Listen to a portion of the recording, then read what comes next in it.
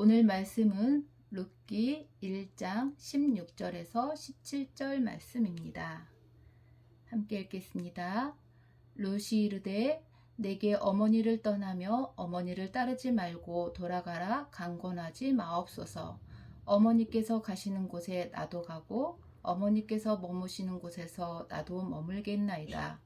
어머니의 백성이 나의 백성이 되고 어머니의 하나님이 나의 하나님이 되시리니 어머니께서 죽으시는 곳에서 나도 죽어 거기 묻힐 것이라.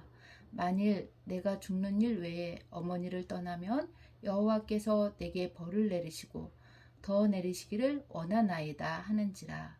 아멘. 지난 시간에는 하나님께서 지구 한 모퉁이에서 시대 살릴 준비를 하심을 보았어요. 바로 엘가나와 한나의 한 가정을 통해 나시린의 언약을 잡고 태어난 사무엘이었죠. 사무엘은 어머니 한나가 이스라엘의 큰 문제인 영적인 지도자가 없음을 깨닫고 하나님이 원하시는 구별된 자 나시린이라는 시대의 언약을 붙잡고 기도하면서 태어난 기도 응답으로 태어난 거예요. 이렇게 태어난 사무엘은 어려서부터 언약이 각인 뿌리 체질되도록 자랐어요. 이런 사무엘에게 하나님의 보좌의 축복이 임해서 하나님의 음성을 듣고 미래를 미리 보는, 그래서 시대의 재앙을 막는 큰 축복을 누렸어요. 사무엘의 말이 미스바 운동을 일으켰는데 이 미스바 운동을 통해서 복음의 언약이 회복되었고, 또 사무엘이 하는 말이 땅에 떨어지지 않고 모두 성취되며 사무엘이 사는 날 동안 하나님의 손이 블레셋을 막아서 전쟁이 그쳤다고 말씀하셨어요. 우리 렘넌트들도 이렇게 어렸을 때부터 하나님의 말씀으로 각인 뿌리 체질되는 영적 서밋타임을 통해 하나님의 보좌의 축복이 임해서 237 나라 살리는 차세대 선교사로 쓰임받아야 되겠어요. 오늘은 룻에게 임한 보좌입니다.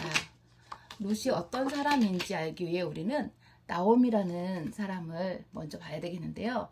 나오미는 가나안 땅에서 남편 엘리멜렉과 두 아들 말론과 기론과 함께 살았어요. 그런데 이들에게 위기가 찾아왔어요.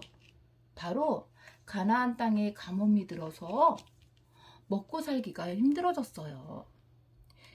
이들은 어려움이 오자 메시아가 오실 땅, 이 가나안 땅의 축복을 놓치고 그만 모압 땅으로 이사를 가게 되었어요.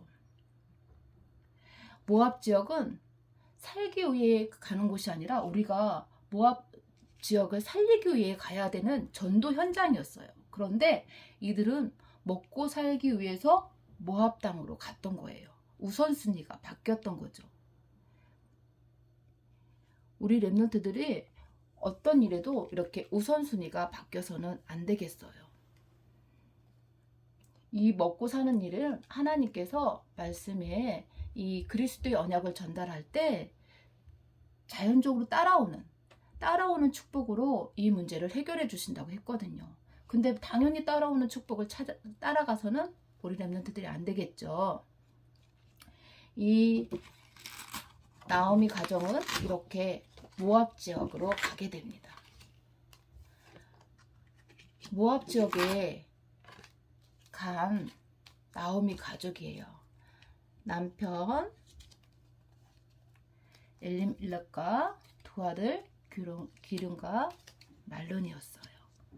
이렇게 모압 지역으로 갔는데 이들에게 더 큰 문제가 왔어요. 어떤 문제냐면 바로 남편 엘리멜렉이 죽고 말았어요. 또 그래서 이 나오미는 두 아들과 함께 살게 되었어요. 이 두 아들이 커서 모압 지방에 있는 여인들과 결혼을 했어요. 결혼해서 살다가 어떤 일이 벌어졌냐면 한 10년쯤 지났는데 바로 이 두 아들이 죽고 말았어요. 그래서 누구만 남았냐? 나오미와 그 두 명의 며느리만 남았는데 한 명은 오르바와 한 명은 또 룻이었어요.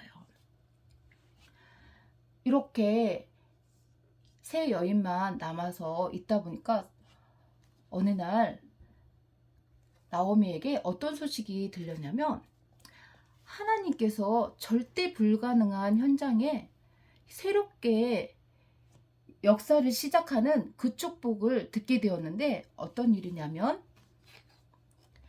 하나님이 백성을 돌보사 양식을 주셨다고 이 이야기를 들었어요.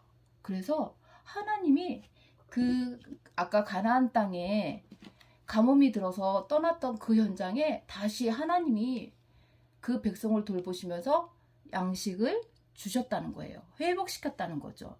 그래서 하나님 자녀에게는 이렇게 하나님께서 기회를 주시는데 이 기회는 새로운 시작을 하는 시간표가 있다는 거예요. 우리 랩런트들도 실수하고 넘어질 수 있지만 하나님의 주시는 기회가 있음을 반드시 알고 그 시간표를 찾아야 돼요. 그래서 나오미가 두 며느리에게 말했어요. 나는 희망이 없으니 너희 백성과 너희 신에게 돌아가라. 나는 베들레헴 땅으로 가겠다. 이렇게 말했어요. 그랬더니 오르바는 울면서 나오미에게 입맞춤을 하고 떠났어요. 그래서 나오미는 다시 룻에게 이야기를 했어요. 너도 너희 동서와 같이 떠나라. 나는 희망이 없으니 너희 백성과 너희 신에게로 돌아가라. 이렇게 다시 한번 얘기했어요. 그랬더니 룻이 뭐라고 이야기를 했냐면 어머니 가시는 곳에 나도 가고 어머니 머무시는 곳에 나도 머물겠나이다. 어머니의 백성이 나의 백성이 되고 어머니의 하나님이 나의 백성이 되리니 어머니께서 죽으시는 그곳에서 나도 죽어 거기에 묻힐 것입니다. 죽는 일 외에는 어머니를 떠나지 않겠어요. 라고 말해요. 그래서 나오미와 같이 룻은 다시 베들레헴으로 가게 되었어요.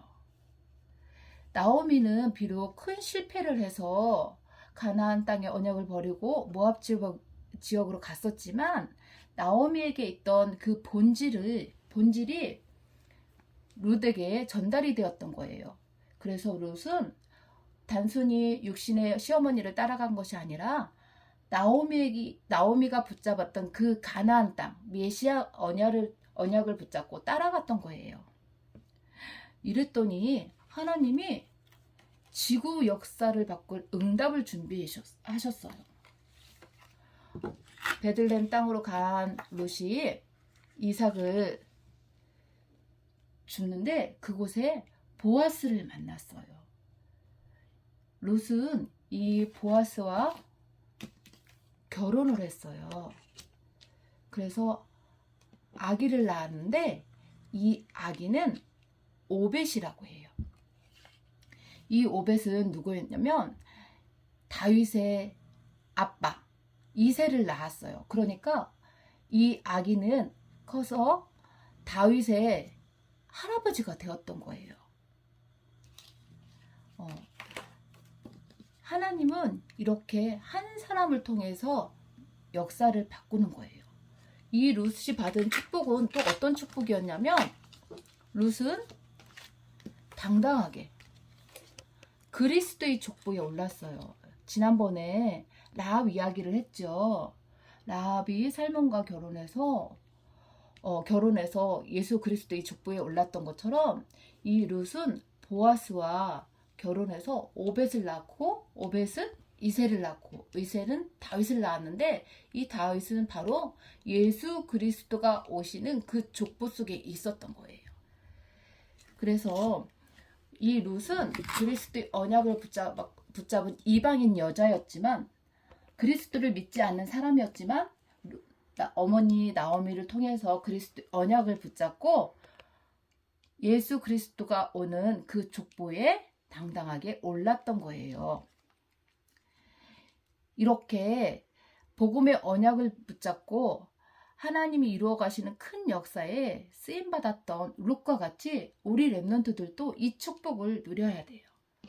또 교회는 이렇게 룻과 같은 이방인들이 와서 이 복음으로 살아날 수 있도록, 복음을 듣고 살아날 수 있도록 이방인의 뜰이 있어야 돼요. 또 영적으로 육신적으로 아픈 사람들이 와서 치유를 받을 수 있는 기도의 뜰이 있어야 돼요.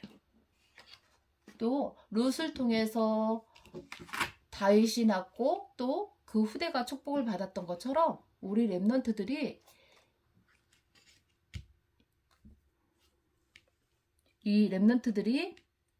언약 붙잡고 237 나라 살리는 축복을 받을 수 있는 후대의 뜰이 있어야 돼요. 이것이 바로 교회의 본질이에요. 우리 렘넌트들이 이 그리스도의 언약 붙잡고 237 나라 살리는 축복받기를 선생님 기도할게요. 그러기 위해서는 우리 렘넌트들이 뭐를 해야 될까? 우리 렘넌트들이